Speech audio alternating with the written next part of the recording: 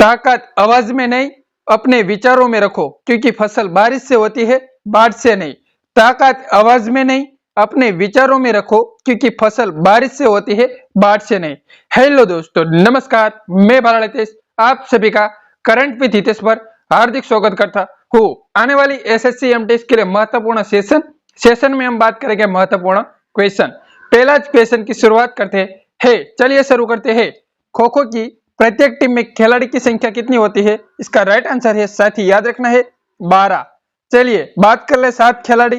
तो 7 खिलाड़ी है water polo, kabaddi, netball, headball. याद रखना है, एक क्वेश्चन इंपोर्टेंट बनता है। 6 खिलाड़ी कितने होते हैं? तो 6 खिलाड़ी किस में होते हैं? साथी याद रखना है, वॉलीबॉल में। याद रखना है, 9 खिलाड़ी कितने होते हैं? तो 9 खिलाड़ी खो खो में एक टीम में होते हैं। साथ में याद रखना है सभी क्वेश्चन। चलिए अगला सवाल की बात करें हम।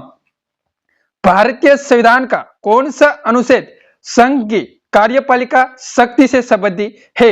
इसका राइट आंसर साथी याद रखना है, इसका राइट आंसर है 53। मत भूलना, एक क्वेश्चन इंपोर्टेंट है। चलिए अनुच्छेद 40 क्या है? तो ग्राम पंचायतों का संगठन। चलिए अनुच्छेद 43 क्या है? याद रखना है, श्रमिक के लिए जीवन निर्वाह मजूरी।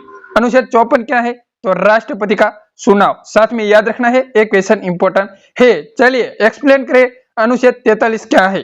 अनुच्छेद 53 संघ की कार्यकारी शक्ति राष्ट्रपति निहित होगी और इस संविधान के अनुसार उनके द्वारा सीधे या उनके अधीनस्थ अधिकारी को माध्यम के प्रयोग किया जाता है। याद रखना है। चलिए अगला सवाल की बात करें हम।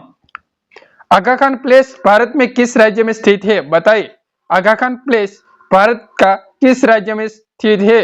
तमिलनाडु, महाराष्ट्र, उत्तर प्रदेश, पंजाब। इसका राइट आंसर बनता है महाराष्ट्र। याद रखना है, साथ ही सभी इंपोर्टेंट है। तमिलनाडु की बात करें तो तमिलनाडु की राजधानी है चेन्नई। मत भूलना, तमिलनाडु का राज्यपाल है आर.एन. रवि। तमिलनाडु का मुख्यमंत्री है एम.के. स्टालिन। चलिए उत्तर प्रदेश की बात कर ले तो उत्तर प्रदेश का मुख्यमंत्री है योगी आदित्यनाथ। उत्तर प्रदेश का राज्यपाल है आनंदीबेन पटेल। उत्तर प्रदेश की राजधानी है लखनऊ। चलिए बात करें पंजाब। पंजाब की राजधानी है चंडीगढ़। पंजाब का मुख्यमंत्री है भगवत मान। पंजाब का राज्यपाल है वीपी बदबौर। याद रखना है, ये सभी क्वेश्चन इंपोर्टेंट बनता है। चलिए अगला सवाल की बात करें। तीसरा सवाल, विश्व तंबाकू निषेध दिवस प्रत्येक वर्ष ऋतु को मनाया जाता है? इसका राइट आंसर है 31 मई। याद रखना है, विश्व तंबाकू निषेध दिवस 31 मई। बात करें 30 जून, तो 30 जून है विश्व शूद्र दिवस। 30 जुलाई की बात करें तो अंतरराष्ट्रीय मैत्री दिवस। 30 मई की बात कर ले तो राष्ट्रीय रचनात्मक दिवस। याद रखना है 22 मार्च। साथी याद रखना है 22 मार्च है पृथ्वी दिवस, अर्थ डे। याद रखना है। चलिए अगला सवाल की बात करें। वैसे कौन 2 ओलंपिक जीतने वाली पहली भारतीय महिला बन गई?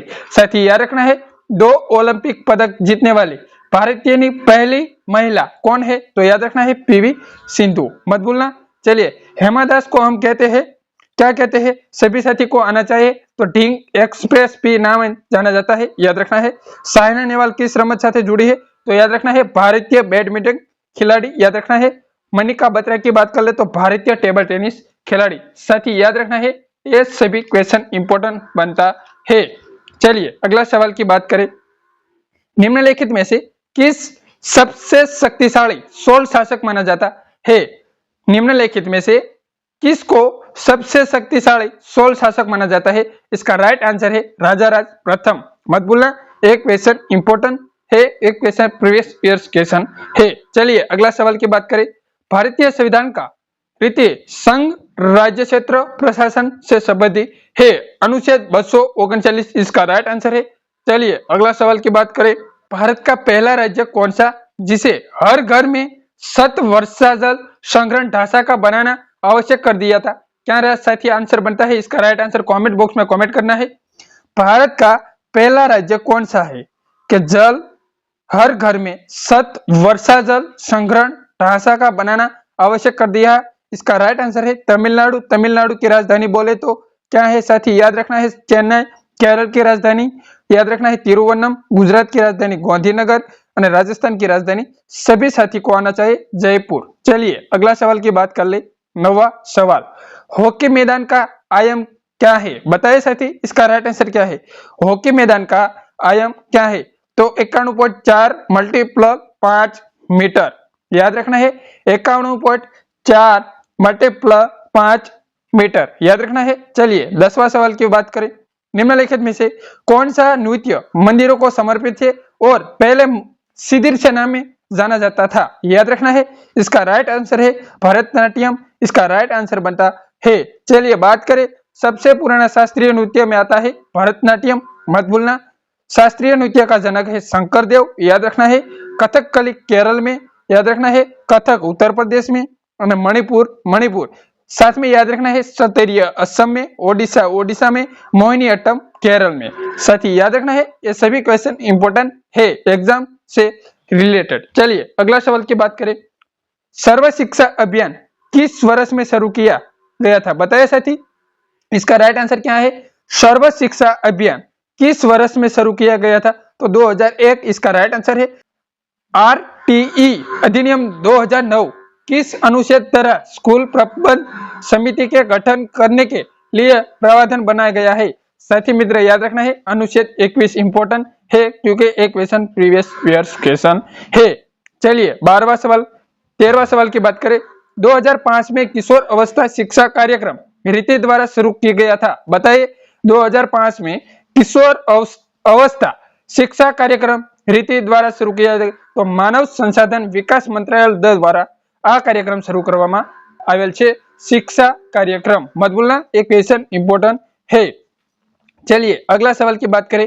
अक्टूबर 1937 में वर्धा में आयोजित अखिल भारतीय राष्ट्रीय शिक्षा सम्मेलन में शिक्षा की योजना किसने रखी थी? तो याद रखना है इसका राइट आंसर है महात्मा गांधी। साथी मित्र याद रखना सभी क्वेश्चन इंपॉर्टेंट है। चलिए अगला सवाल की बात करें। भारतीय संविधान के राज्य नीति के निर्देशक नीति तरह निम्नलिखित में से कौन सा अनुच्छेद सीधे बसों से संबंधित नहीं है? इसका राइट आंसर साथी याद रखना है अनुच्छेद नंबर 48। इंपॉर्टेंट क्वेश्चन है। अनुच्छेद 44 क्या कहता है? तो राज्य अपने लोगों जीवन स्तर उठाने के लिए स्वास्थ्य में सुधार करने का प्रयास करेगा। याद रखना है अनुच्छेद 47 ये कहता है। सभी साथी को एक क्वेश्चन आना चाहिए। उस उपकरण का नाम बताए जो कंप्यूटर में निर्देशों को इंटरप्रेट और एक्टिवेट करता है। इसका राइट आंसर है CPU। मत भूलना साथी, एक क्वेश्चन इंपॉर्टेंट है। CPU का पूरा नाम है सेंट्रल प्रोसेसिंग यूनिट। चलिए अगला सवाल की बात करें। 17वां खिलजी वंश के ठीक बाद किस वंश ने दिल्ली पर शासन किया था? तो याद रखना है इसका राइट आंसर है तुगलक वंश। क्वेश्चन इंपॉर्टेंट है। खिलजी वंश तुरंत बाद तुगलक वंश के दिल्ली पर शासन किया था। तुगलक वंश ईस्वी सन 1913 में थी 1400 तक दिल्ली पर सिंहासन पर शासन किया था। याद रखना है साथ में ये बात। चलिए अगला सवाल की बात करें। भारत में मैगजीन अर्यक का सबसे बड़ा उत्पादक कौन सा देश करता है? तो याद रखना है ओडिशा। चीन कितना करता है? तो चीन विश्व में दूसरा नंबर चीन करता है। विश्व का लगभग 33% मैगनीज उत्पादन चीन करता है। याद रखना है एक क्वेश्चन इंपॉर्टेंट है। मैगनीज ओडिशा में, जबकि मैगनीज उत्पादक माटे राज्य है मध्य प्रदेश। चलिए अगला सवाल की बात करें। निम्नलिखित में से कौन भारतीय राष्ट्रीय भुगतान निगम उत्पादन नहीं है? याद रखना है सभी साथी, एक क्वेश्चन आना चाहिए। भारतीय राष्ट्रीय रिजर्व बैंक को कहते हैं विदेशी मुद्रा भंडार। इसका राइट आंसर ए बनता है।